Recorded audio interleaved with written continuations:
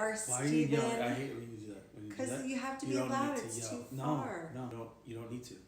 I guarantee it's perfect. Just speak normal. That is my normal.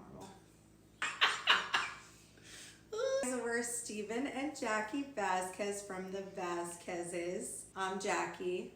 I'm not Jackie. I'm Steven. Steve, whatever. As long as you don't yell at me.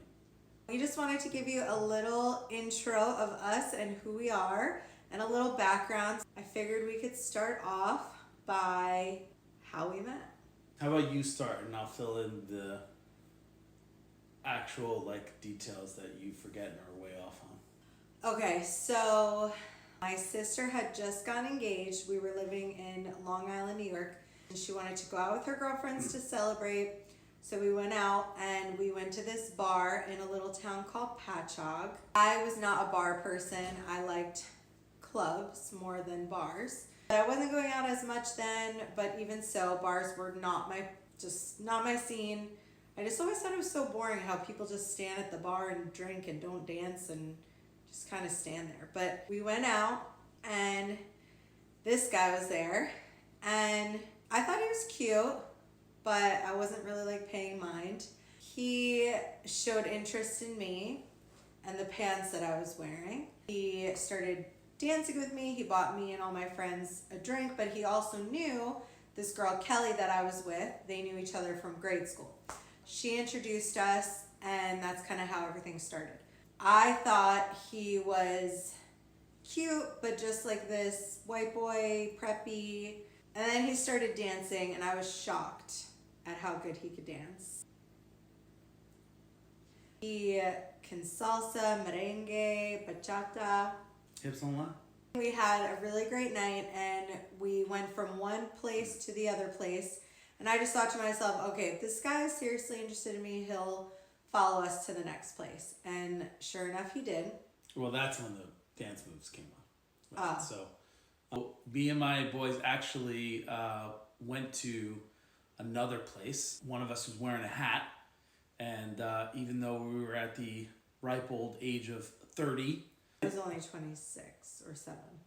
Yeah, I wasn't. You were 31. Yeah, I know, but 30. He was 31. In. They didn't let us in. So I was like, well, let's go to a place that they'll definitely let us in. So we went to that bar in Patchogue. And we're just hanging out. And then all of a sudden I turn around, have great memory. Saw this girl that I recognized. And no, I was not looking at her because I was interested. I recognized her because we went to high school with her. She had a mutual friend, and I was like, I think that's Kelly. Oh, what are you doing? Why are you here? Oh, my friend just got engaged. We're actually, part of this whole crew. So I'm like, oh, let me buy you guys a shot to celebrate. And then she was like, oh, that chick too. Turned around. This one was behind me. I've been already checking her out for a couple minutes beforehand. She had some fire black and white pants. Do you still have those? No. I was already checking her out, and she was right behind me the whole time, obviously checking me out. So I was like, oh, hey. Gave her a shot, and then we were talking a little bit, and then they were like, hey, we're going to go across the street to dance a little bit. I was like, cool. I'm going to pay the bill, but my boys are going with you while I get this bar tab settled. And I told my boys, I'm like, do not leave their sight. Go with them. They don't leave your sight. Across the I don't street. think you ever told me that. Yeah. Oh, there was a hook. So we went across, and we were hanging out, dancing, and all of a sudden, a little tap on the shoulder. Oh, I forgot about that. Yeah. So the bouncer wanted to kick me out. Oh my God. And the bouncer was like, yo, you gotta go. I was like, why? Well, somebody said you threw up. And I'm like, I can't even tell you the last time I just threw up in general in my life. So there's no way that was me. I was like, who? Oh, one of the bartenders. What bartender? I'm like, tell me what bartender right now. Needless to say, little by little, kind of gave pushback. And he was like, all right, whatever. Left. Come to find out, that bouncer was attached to this one. Ex-fiance. Ex-fiance. So I found that out after. Ex-fiance. happened That's to a be good there, story, which too. is so weird. Happened to be there, told the bouncer, kick him out. Not successful. Still ended up dancing a little more. And Steven He- tried to kiss me, and I turned my cheek. She still kissed me. No, I didn't. I turned my head. And then my sister was like, come on, we gotta go. Here, you want her number? And my sister put my number in his phone. So what's funny is in my phone, she's still the same name, Jacqueline Christina. And what's funny is her sister was like, oh my gosh, Jackie's under Jacqueline Christina. I'm like, do you know who put that in there? You, God knows how many years ago when we first met. She's like, you should change it. I'm like, no, it's a little nostalgic for me. But then he was stalking my life, and he was very, no, he wasn't fully stalking, but not like stage 5 clinger, but he was heavily pursuing me. He wanted to see me like the very next day. I was very busy at the time, working a very busy full-time job and building a side business, and so I was just super duper busy. I was like, I might have some time like next week. Like, cool, I'll take it. Schedule me in. So she said, I'm very busy. And I said, try me. Because at the moment, in the corporate job that I was in, it was our busy season. So I was probably working until 10 p.m. anyway. It didn't matter. So I was like, try me. She was like, oh, well, all right, Monday at this time, 9:30. I'm like, golden, like 9:30 p.m. on a Monday night. Right. So first I said, yeah, next Friday. And then we ended up saying we would do something on Monday. So he came and picked me up where I was living at the time, which was my sister's. That's where I was pursuing you, because you were like, Friday. I'm like, I'm Yeah. not waiting that long. We'll go for ice cream. I said, yeah, let's meet in Patchogue. We'll get ice cream. So we go there, and the place is closed. We ended up going to a bar, and we just had a drink, and we were asking each other. Why are you taking away my chivalry? Oh, he picked me up. Thank you. I said that already. Thank you. No, you said He we opened met in the door. Patchogue. No, I didn't. We'll go back on the camera. We will. We ended up getting a drink. We were asking each other a bunch of questions, and everything just kind of aligned. We had like the same favorite number. We were both like witty, and liked to joke around. Then basically every day after that, he was very persistent with trying to see me wherever I was. At the gym, he like met me. I was working out. He met me at the gym, and I thought he was gonna like work out with me because he's like, "Oh, I'll meet you at the gym." And I was like, "All right." No, he just wanted to come and meet me in the parking lot to say hello, which I thought was like a little weird. But then I had like an event he met me at, and then our date was Friday. So then we went on our first date. We had a great time. What did we have? We had sushi. Ooh. The very next day, I was like not feeling well at all, and I was supposed to be hosting a dinner. Now, I had not planned anything with the dinner, what I was supposed to be doing, and this is how I knew that he was different, like something was different about him. And usually when a guy was super persistent like that, I didn't like that. It would kind of like throw me off. For some reason, I was like kind of okay with his persistency. This is what really made me think, these cats are obsessed. She wants to get a pet. This is Gray and Thelma, by the way, our fur children. Originally Thelma and Louise, but she got her name changed. Her name changed. Our other children are in bed already, hence why we're able to do this video. I wasn't feeling good. I hadn't planned what I was going to do for dinner or anything, and he was like, okay, do you need help with like a recipe? I have an easy recipe. So he gave me this pasta recipe, and as he was explaining it to me, I was kind of looking at him like he had 10 heads, because I was like not domesticated at the time, didn't know how to cook, and he's explaining it to me. I'm like, rosemary, what's that? I didn't really know much of anything. So he was like, okay, I'll take you to the store, I'll get you the ingredients. He brought me to Trader Joe's, and he picked up all the food. I didn't even get out of the car because I was not feeling well. Get to the house, he's trying to explain it again, and I'm still like, he's like, all right, I'll just make it for you. So then he made the meal for me, which was so nice. So that's how I knew something was different, because I'm like, wow, no guy has ever done something like that for me. Fast forward 6 months later. Then you became obsessed. No. Oh, really? Then he realized about 2 weeks in to us dating that I was a little crazy. But like, what female is not?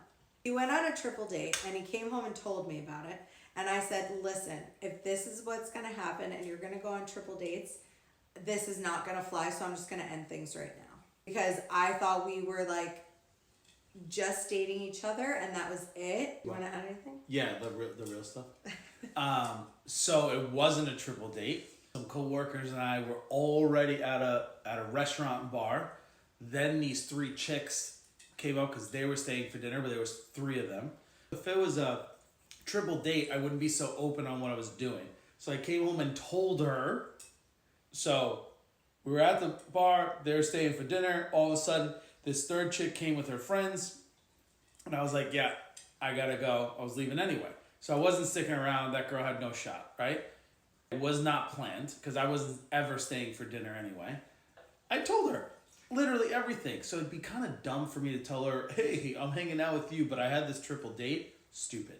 She literally popped a switch and was like, I am not wasting my time. If you're not serious about this and this potential future, then that's it. There's no point in moving forward. And I just looked at her and I started laughing hysterically. Okay. For the record, I had just did like a challenge of no dating. I really worked on myself and healing myself, and I knew exactly what I was looking for. Oh, she what was I healed wanted. all right. Healing is a journey. He knew I was a little kooky, and he stayed with me anyway. 6 months later, we moved in together. We got engaged after 2.5 years. Then we got married a little less than a year later. We got married in Portugal. It was a destination wedding. His family was already going to celebrate his grandma's 90th birthday, and then my family came. It was such a beautiful wedding. It was like 54 people. It was beautiful. It was I wouldn't have changed a thing. And then we said, oh, we'll wait about a year to have kids. We got married in August. We found out Christmas Eve or Christmas Day? Christmas Day. Christmas. Third trimester exhaustion. Okay. I'm tired too. Not to get choked out. My sister had dollar store tests, and I mentioned like, oh, I'm a day late, and like my breasts were a little sore. But I had no inkling that I was pregnant at all. And she's like, take a test. And I'm like, there's no way. It doesn't matter. Take the test. Yeah. Oh, babe, should I take the test? You're not pregnant. It doesn't matter. What is it? Was it double line? Is it double line or no, line I think space? it was a plus. All right, whatever, plus. And I look at it, I'm like, they're like, oh my God. I'm like, dude, that second line's so faded. There's no way. Ask my brother-in-law to come upstairs because he's Mr. Blue Collar, black and white. I'm like, and then he's coming up. He's like, yeah, sometimes it's a little faded. Something like, so it could be false. And he looks at it, he's like, no, that's a double line, bro. And I'm like, oh, we're pregnant. So we freak out. But then Christmas morning, we have breakfast there. But then Christmas Day, we spend with my family. On the way, I'm like, we're stopping by Walgreens. I want a digital one. I'm gonna get it. Like, I need 2. I want a text message. I want smoke signals. I want an email verification of this thing. Like, I want absolute proof. So go to my sister's. She goes into the bathroom at my sister's. We don't tell anybody anything's going on. She takes it 100% positive. Her sister already knows. I'm like, you gotta be fair, right? So all right, we gotta tell my family. So she's like, are we going to tell your family? And we're having this discussion in the bathroom, and like Christmas lunch is about to go off. I'm like, just give me the thing. Give me the thing. So she's like, what do you do? Just give me the thing. Don't worry about it. So we're sitting down. My niece, so my first diaper change, is sitting right here next to me. Then my mom's at the corner of the table. And I have the PB stick. I gave my mom was next to me. So I gave my mom the stick and I said, do me a favor, pass this to Nicolette. So I hand it to my mom. She passes it to my niece. My niece grabs it and was like, she looks at it, she knows what it is, and she's like, really? And then my mom goes, really? Really what? What? And then everybody notices it, that it's a little pregnancy test, and it's digital and says pregnant, so everybody freaks out. So then we had Angelina. She was our first. Yeah. Did a gender reveal for her and found out we were having a girl. We had Joanna, which was planned, and now we're pregnant with baby boy, number 3, which we weren't sure if we wanted a third, but we just kind of left it up to God and was like, all right, if it's supposed to happen, it'll happen. Not gonna like overthink it or try to force it. This Just is our last swing, yeah. though. We determined that this was going to be our last swing. If it didn't happen in this section of months or whatever, we're going to shut it down, let's say. We got our boy. We got our boy. We would have been happy with anything, but to be honest, I was a little more ecstatic with the boy because then it was like, got my boy. So one fun fact about us is that, so we dated for quite some time. We did certain things, but we did a celibacy challenge when we got engaged. It was like, or it was before we got engaged for like a year and a half. Introduction to that. So we were dating normally, right? We were having our fun. And then we, at the time, and we still do, we have a marriage counselor, individual counselor, more so maintenance. And we always think that's important. But so we had a marriage counselor, and he was like, okay, cool. So I recommend that you guys go celibate for and no sex until you get married. And I was like, okay, just throwing that out there like it's like it's just throwing away the popcorn. Bill, what do you, okay? Well, we also started our spiritual journey with God and really started to dig deeper and get closer to God. Really wanted to do what was right and what was biblical. He had a hard time with it at first, then I had a hard time with it. But then we were on the same page. We had another appointment and I'm talking to the counselor and he's like, how's it going? I'm like, well, you know, we're doing it less. We're weaning off and then we're really going to kick the new year off. And he's like, no, there's no weaning. You guys have to figure out things without that. So that was a challenge for sure. But what's funny is I turned out to be more okay with it than she was. And he actually even mentioned that. To be honest, even in that year and a half or so, did we slip up or slip in? Yeah, like I want to say like a handful of times, like 5 or 7 times. We got so much out of it where so much is band-aided by that, especially before marriage, that there's so many things that you could be covering up with that band-aid of that kind of consolation of like, hey, we didn't really deal with anything that was going on. And it didn't necessarily like set us up for the future of never arguing or this, that, whatever. But it really helped us like cut into normal core beginning things that couple, unfortunately, like in the first couple of years of their lives, they end up divorcing. Right? They never dealt with anything while they were dating. They were never forced to. It was just Band-Aid. All right, this feels good. Let's completely avoid that. Sweep it under the rug. But it made us deal with a lot of crap. And we'll get into it more on another video, but I will add that it felt different after we got married. It made such a difference after we got married. I feel like us living together and doing that and doing all the things, it would have been like same old, same old. Do you remember where? In Portugal. No. So, she was so tired after our wedding night. Our wedding night, we were exhausted. We had a great time with our family and friends. It was awesome. But she literally turned around and was like, hey, are you okay with not? Because I'm exhausted. And I'm like, all good. I am too. So we had a quick honeymoon trip to Spain. Oh, when we went to Spain. And it was in the one night in Barcelona. Yes, I do remember that.